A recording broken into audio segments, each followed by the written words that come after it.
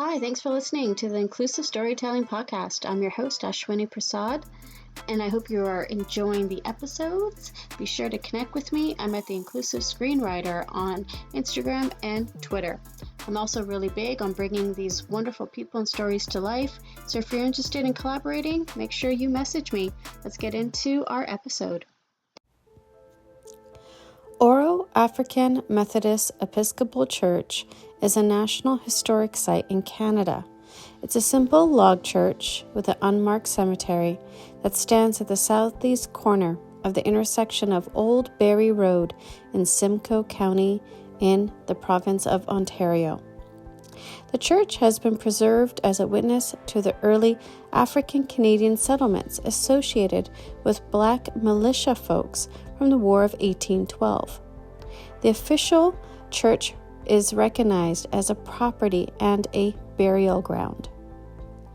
The Oro African Methodist Episcopal Church was designed as a National Historic Site of Canada because it is the last built remnant of an African Canadian community, and it really shows the important role that Black militia folks had in the defense of Upper Canada during the War of 1812.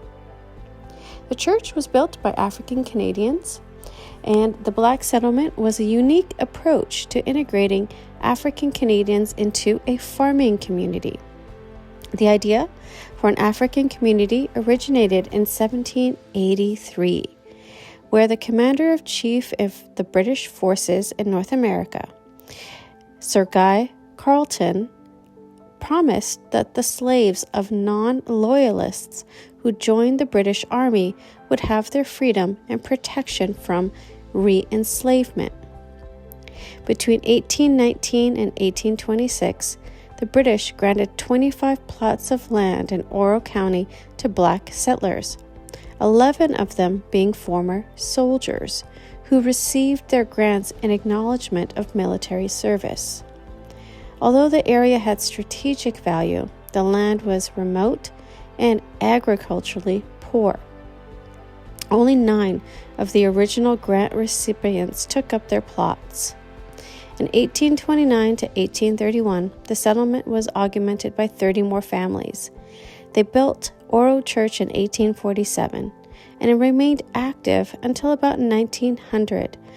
And by then, the 1900s, the community had faded away. The British Methodist Episcopal Church declared the building abandoned in 1916. In 1947 and 1956, and after vandalism in 1981, local residents rallied to preserve the church. Now, the church is a National Historic Site of Canada. The site is also the final resting place of Black settlers, as well as an unmarked grave. I know I would love a mini-series about these residents and their stories and more about the church. Thanks so much for listening. Be sure to share, like, subscribe, and download episodes. And again, feel free to connect with me. I'm at the Inclusive Screenwriter on Twitter and Instagram.